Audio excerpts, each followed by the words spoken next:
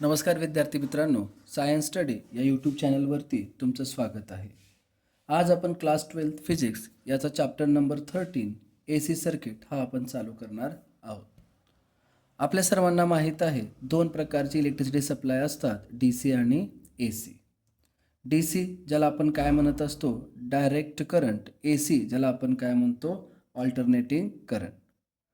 Direct current कशाला म्हणतो, ज्याची पोलॅरिटी काय होत असते, ज्याची पोलॅरिटी फिक्स असते त्याला आपण काय म्हणतो, डायरेक्ट करंट.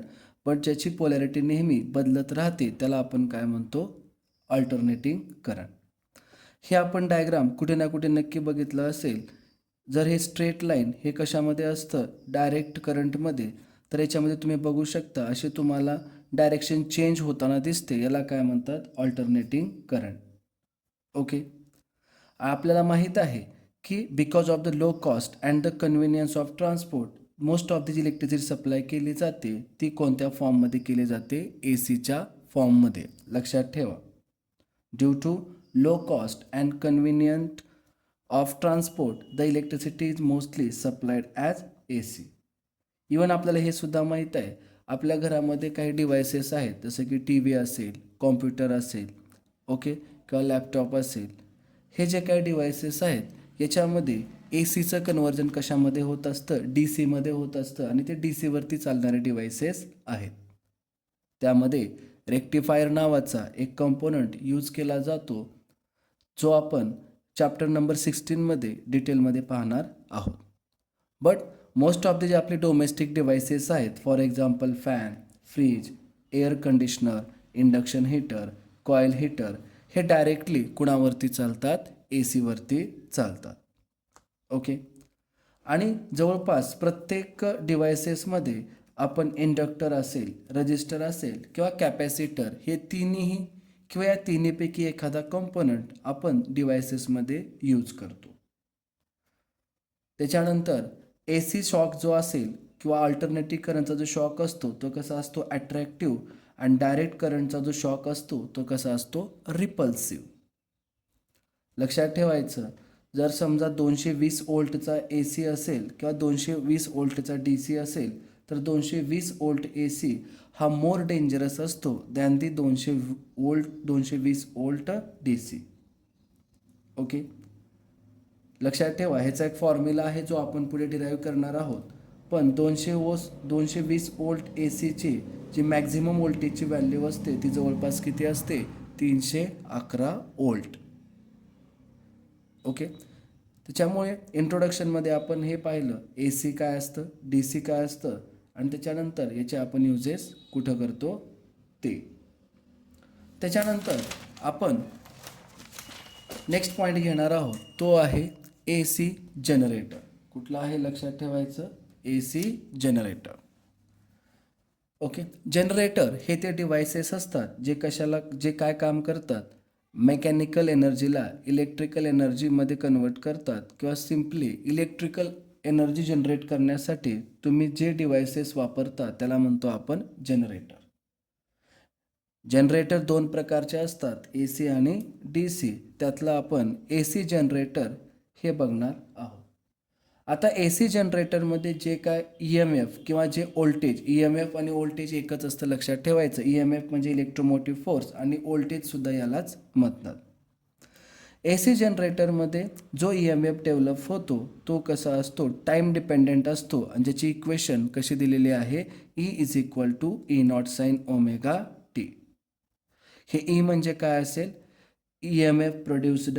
ई नॉट म्हणजे काय असेल, मॅक्झिमम ई एम एफ, आणि ओमेगा हे काय असेल, त्याची angular frequency of the rotation. तसंच ए सी जनरेटरमध्ये जे करंट तयार होतं त्याची इक्वेशन अशी असते, I is equal to I not sine omega T plus alpha. लक्षात ठेवा, कारण आपण जनरली डायग्राम काढत असताना असे आपण डायग्राम काढतो. ही ई एम एफची व्हॅल्यू डायरेक्शन काय होत असते, चेंज होत असते ओव्हर दी टाईम. आणि ही जी काय तुम्हाला व्हॅल्यू दिसते ही व्हॅल्यू कुणाची असते, मॅक्झिमम ई एम एफची असते, लक्षात ठेवायचं. सिमिलरली तुम्ही करंटच्या बाबतीत पण असं दाखवू शकता. समजा ए सी जनरेटरमध्ये जे करंट तयार होतं ते सुद्धा करंट विथ टाईम काय होत असतं तुमचं व्हॅरी होत असतं आणि त्याचीसुद्धा डायरेक्शन काय होत असते चेंज होत जाते ओव्हर दी पिरियड. पण याची जी मॅक्झिमम जी व्हॅल्यूज असेल त्याला तुम्ही काय म्हणत असता आय नॉट. आणि जर तुम्हाला कोणी विचारलं अल्फा म्हणजे काय असेल तर अल्फा काय असतो it is the phase difference between the current and the E M F. Okay. Current आणि ई एम एफ यांच्यामधला जो फेज डिफरन्स असतो त्यालाच आपण काय म्हणत असतो अल्फा. आणि जर तुम्हाला कोणी म्हणलं ह्या ई नॉट किंवा हे आय नॉट तर हे अल्टरनेटिंग करंट सर्किट्समधले तुमचे मॅक्झिमम व्हॅल्यूज आहेत किंवा त्यालाच काय म्हणतात पीक व्हॅल्यूज. आपल्या बुकमध्ये हा ग्राफ तुम्हाला बघायला भेटतो. हा ई वर्सेस ओमेगा टीचा ग्राफ आहे म्हणजे E M F versus omega T. तर या ग्राफवरून आपण बघू शकतात की जसं जसं तुम्ही पुढे जाचाल तसं तसं लक्षात ठेवायचं ई एम एफची डायरेक्शन काय होत आहे. आता बघा 0 to पाय इथं डायरेक्शन कशी आहे पॉझिटिव्ह, पाय टू 2 पाय डायरेक्शन कशी आहे निगेटिव्ह. आपल्याला माहीत आहे 0 to पाय हे काय असेल तुमची हाफ सायकल. ओके. सर्कलमध्ये आपण पाहिलं असेल फुल सायकलचा अर्थ काय असतो 360 डिग्री. तर लक्षात ठेवायचं 0 to पाय हा पॉझिटिव्हमध्ये आहे, पाय टू 2 पाय हा कशामध्ये आहे निगेटिव्हमध्ये आहे. तर याच्यावरून आपण सांगू शकतो की ई एम एफची जी डायरेक्शन आहे एव्हरी हाफ सायकल नंतर काय होते रिव्हर्स होते किंवा चेंज होते. आणि हे जे ह्या टाईपचं जे ई एम एफ आहे this type of E M F is called as alternating E M F and corresponding current is called as alternating current. तुम्ही या ग्राफकडे बघून सांगू शकता की प्रत्येक हाफ सायकल नंतर ई एम एफची जी व्हॅल्यू आहे ती काय होत आहे रिव्हर्स होत आहे.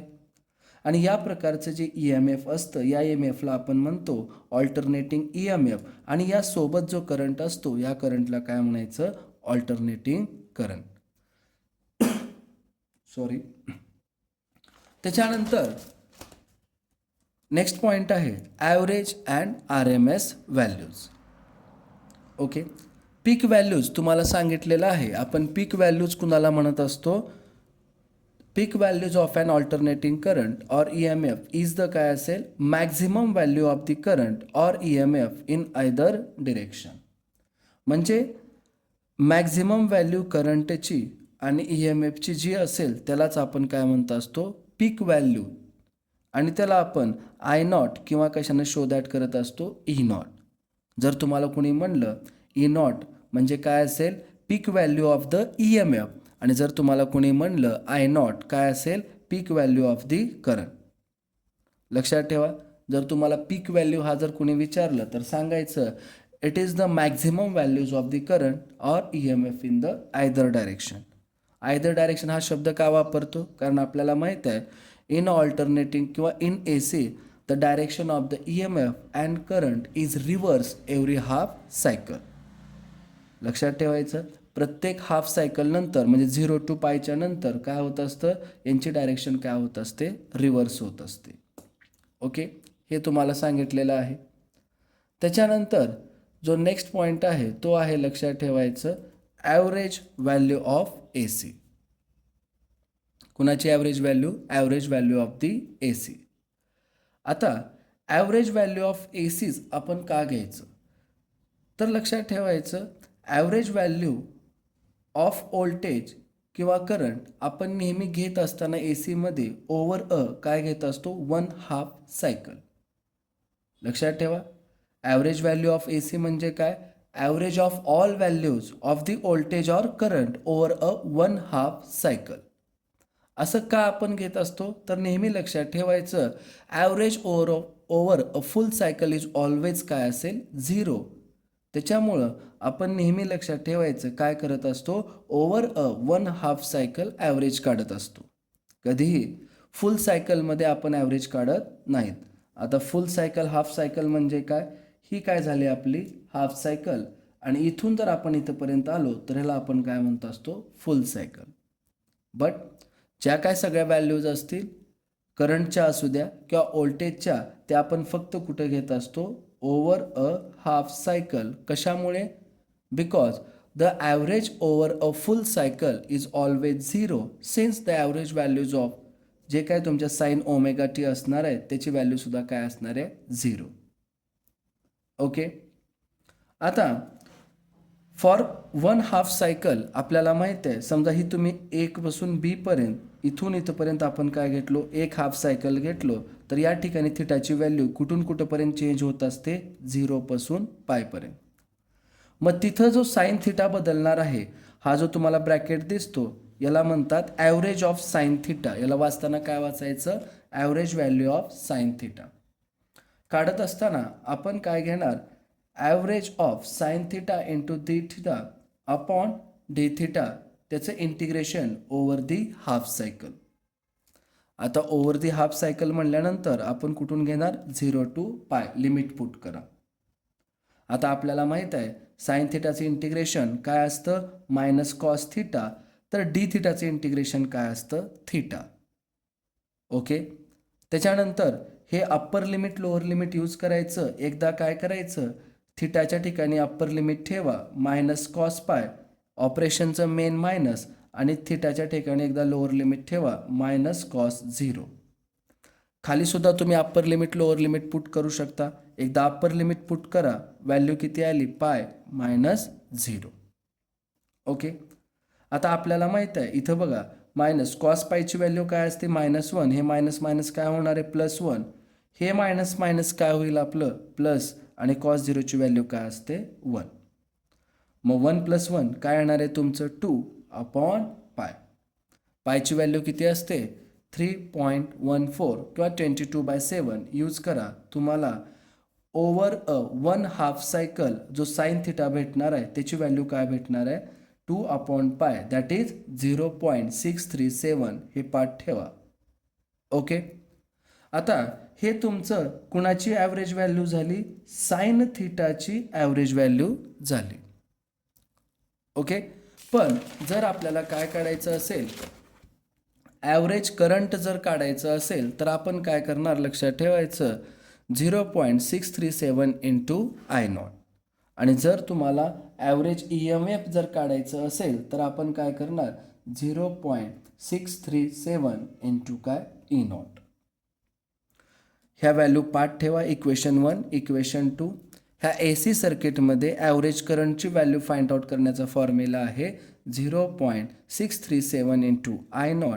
तर हा ॲव्हरेज EMF फाइंड आउट करण्याचा फॉर्म्युला आहे 0.637 इंटू E0. हे झालं तुमच्या average value of current and voltage. Next आपण बघणार आहोत RMS व्हॅल्यू. आता व्यवस्थित नीट लक्ष द्या. आता आपल्याला माहीत आहे आपण ॲमीटर आणि व्होल्टमीटर ह्या काय करतो? लक्षात ठेवायचं यूज करत असतो. मूव्हिंग कॉईल ॲमीटर असेल किंवा मूव्हिंग कॉईल व्होल्टमीटर असेल. कशासाठी? करंट आणि व्होल्टेजच्या व्हॅल्यू मेजर करण्यासाठी. बट एक गोष्ट लक्षात ठेवा, ऑल्टरनेटिंग करंट आणि व्होल्टेजला जर आपल्याला मेजर करायचं जर असेल तर आपण मूव्हिंग कॉईल इन्स्ट्रुमेंट्स यूज करू शकत नाही. लक्षात ठेवा. काय म्हणतोय मी? Moving coil instruments can not be use to measure the alternating current and voltage. Hence आपल्याला या क्वांटिटीज मेजर करण्यासाठी आपल्याला अशी एखादी प्रॉपर्टी पाहिजे जी प्रॉपर्टी डायरेक्शनसोबत चेंज होत नाही. लक्षात ठेवा. Hence in order to measure these quantities it is necessary to make use of a property which does not depend on the changes in the direction of alternating current or voltage. लक्षात ठेवा. मग अशा आपल्याला एखादा physical property use करावी लागेल जी यांच्या डायरेक्शनवरती change होत नाही. आठवत नसेल तर एक गोष्ट सांगतो. आपल्याला एक फॉर्म्युला होता heat produced in the class 10th का टॉपिकमध्ये आपण पाहिलं होतं I² into R into T. लक्षात ठेवायचं. हीटिंग इफेक्टचा फॉर्म्युला तुम्ही बघू शकता. जूल्स लॉ आपण बघितलेला आहे क्लास 10th. त्याच्यामध्ये हा फॉर्म्युला तुम्ही कुठेतरी पाहिला असेल. H is equal to I² into R into T. तर इथं तुम्ही बघू शकता इथं I² आहे. तर याच्यावरून आपल्याला कळतं, लक्षात ठेवायचं, हिटिंग इफेक्ट जो आहे तो कुणावरती डिपेंड आहे, स्क्वेअर ऑफ दी करंटवरती. म्हणजे इनडायरेक्टली याचा अर्थ करंटची डायरेक्शन पॉझिटिव्ह असू द्या किंवा निगेटिव्ह असू द्या, स्क्वेअर हा ऑलवेज काय येणार आहे, पॉझिटिव्ह. म्हणून लक्षात ठेवायचं, आपण RMS व्हॅल्यू फाइंड आउट करत असताना आपण काय करणार, हिटिंग इफेक्टचा आपण यूज करणार. ओके. मग समजा तुम्ही काय कन्सिडर केलात, एक I0 पीक करंट कन्सिडर केलात, peak value of the alternating current through a resistor R. समजा इन टाइम t त्याच्यामध्ये प्रोड्यूस होणारी हीट काय असेल, H असेल. काय असेल, H. तर ही जी हीट आहे, आपण सेम क्वांटिटी ऑफ हीट काय करू शकतो, प्रोड्यूस करू शकतो सेम रेजिस्टन्समध्ये आणि सेम टाईममध्ये by passing a steady constant current.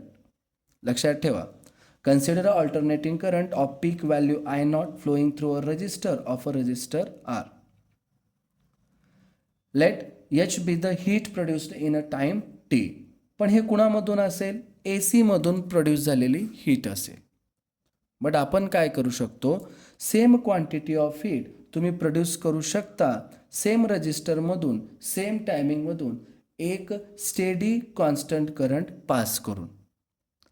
आणि त्याच स्टेडी करंटला आपण काय म्हणतो, इफेक्टिव्ह व्हॅल्यू और व्हर्च्युअल व्हॅल्यू और RMS value of the given alternating current. लक्षात ठेवा, म्हणजे the value of such steady current is called the effective value और व्हर्च्युअल व्हॅल्यू और the RMS value of the given AC and denoted by the IRMS. जर तुम्हाला कोणी विचारलं की IRMS म्हणजे काय, तर IRMS म्हणजे स्टेडी करंटची ती व्हॅल्यू. ओके, त्याच व्हॅल्यूला आपण काय म्हणत असतो, इफेक्टिव्ह व्हॅल्यू और व्हर्च्युअल व्हॅल्यू और RMS व्हॅल्यू. आता RMSचा फुल फॉर्म असतो रूट मीन स्क्वेअर. लक्षात ठेवायचं, RMS म्हणजे रूट मीन स्क्वेअर असं म्हणलं जातं. तर IRMS स्क्वेअर जर मला काढायचं असेल तर AC मध्ये जो काय करंट फ्लो होत आहे त्याचा आपण काय घेऊया, लक्षात ठेवायचं, तिथलं करंट फाइंड आउट करूया. तुम्हाला माहिती आहे over a full cycle value काय असते, 0 to 2 पाय. जे अँगलची व्हॅल्यू चेंज होणार आहे, थोडंफार नीट लक्ष द्या. आता मी जर काय केलं, लक्षात ठेवायचं, ओव्हर अ फुल सायकल जर करंटची व्हॅल्यू फाइंड आउट केली तर integration over the 0 to 2 pi into काय येणार, I² इंटू डी थिटा. आणि टोटल अँगल काय असेल तुमचा, 2 पाय. जसं आपण मगाशी 1/2 सायकलसाठी काढलो तसंच आपण आता काय करायचं, ओव्हर दी फुल सायकलसाठी आपण फाइंड आउट करूया. ओके. आता आपल्याला माहीत आहे आयची जी व्हॅल्यू असते ती काय असते, I0 साइन थिटा किंवा ओमेगा टी ज्याला आपण लिहित असतो. मग या जर आयला जर तुम्ही इथं पुट केलात तर काय येणार आहे, 1/2 पाय. इंटिग्रेशनच्या बाहेर घ्या, इंटिग्रेशन ऑफ 0 to 2 पाय. आयच्या ठिकाणी कोणती व्हॅल्यू पुट करा, I0 sine theta whole square into D theta. आता मला सांगा, जर तुम्ही याला ओपन केला तर I0चा स्क्वेअर काय येणार आहे, I0 स्क्वेअर, आणि साईनचा स्क्वेअर काय येणार आहे, साइन स्क्वेअर थिटा. म्हणून तुम्ही इथं लिहू शकता, असं काय लिहू शकता, 1/2 पाय इंटिग्रेशन 0 to 2 पाय I0 square sine square theta into D theta.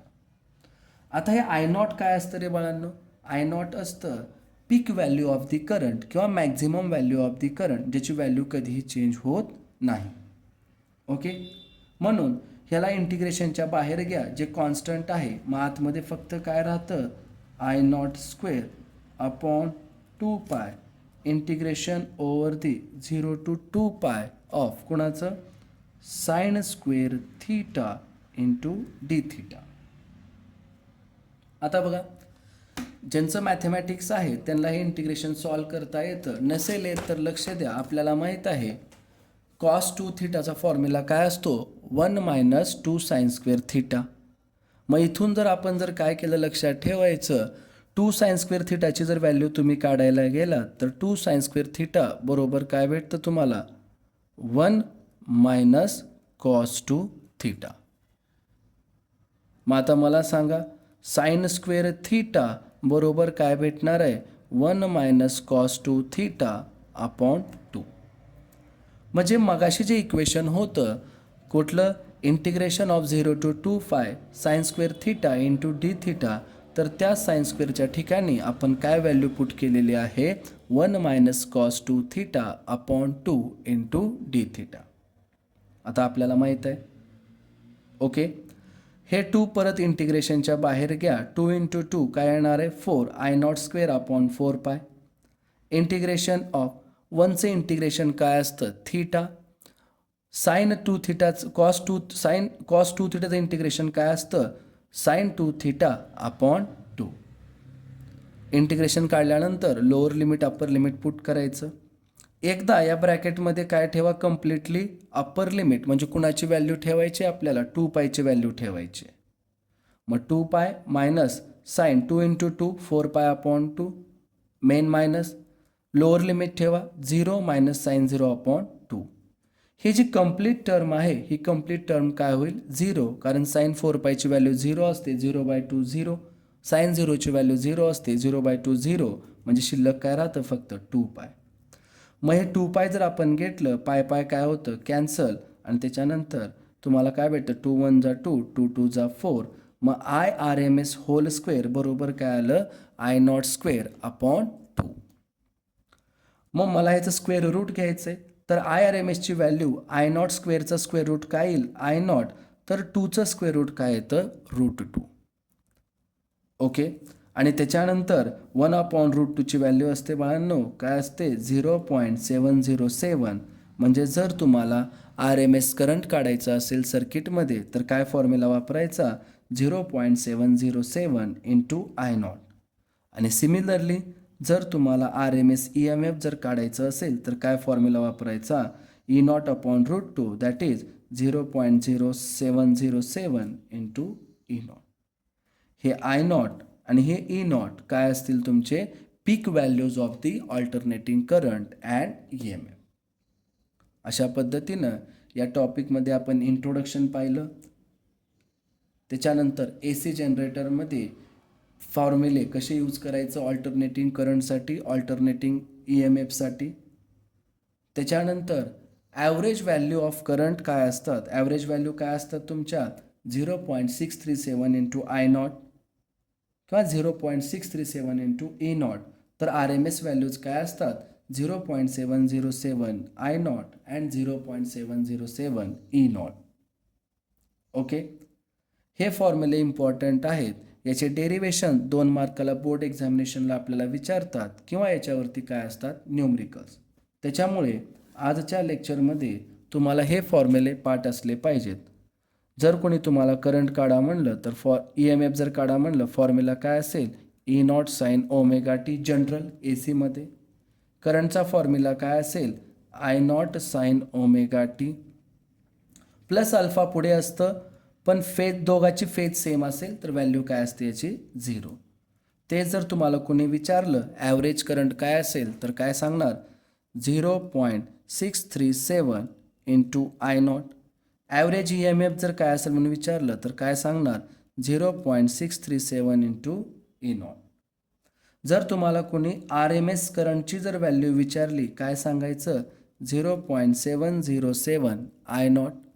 आणि जर तुम्हाला कोणी RMS EMFची जर व्हॅल्यू विचारली तर काय सांगायचं 0.707 ई नॉट. आणि त्यात बाळांनो लक्षात ठेवा हे ई नॉट आणि आय नॉट काय आहेत तुमचे peak values of the current and EMF. Okay, thank you.